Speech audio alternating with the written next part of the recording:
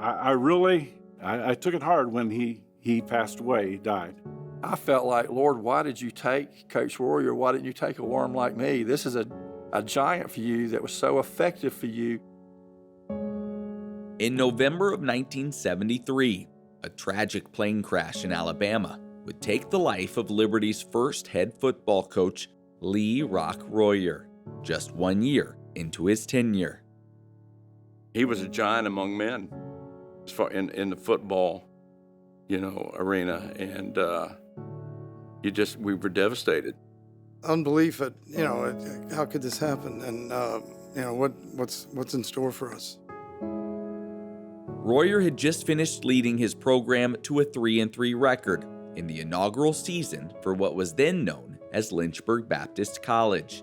He was a coach who had had success at previous schools and set a high standard for his fledgling program. He was very strict, but very loving. Very intense, very direct in what he wanted and what he was coaching. A loving disciplinarian, made you accountable and responsible to do your job, and there were no excuses given if you didn't do your job. But Rock Royer's legacy stretches far beyond the gridiron.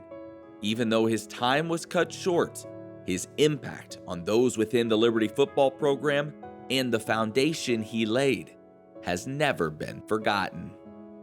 He was an example of what a man is supposed to be, and how a man is supposed to carry himself, and how a man keeps his head on things above and not on things of the earth.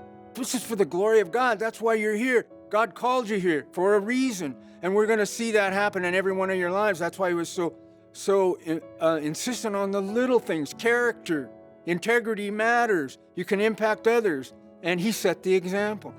Everywhere he went, he led people to the Lord. Went to get his suit dry cleaned, he would lead the lady at the dry cleaners to the Lord. Go to the restaurant to eat, he'd lead the waitress to the Lord. Go to pay a bill, he'd lead the manager to the Lord. Ride a bus, he'd lead the bus driver to the Lord. I mean, everywhere he went, that happened. He made us feel like we were a special part of something that we didn't know what was going to become.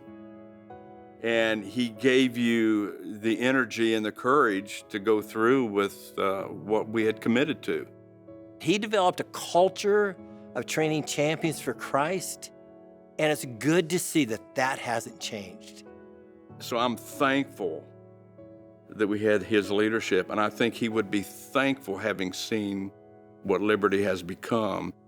I remember us, before every football game, we would say Philippians 4:1-13. I can do all things through Christ which strengtheneth me.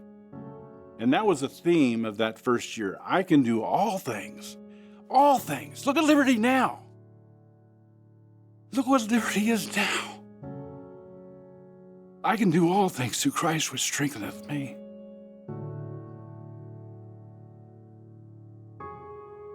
It started with Lee Rock Royer.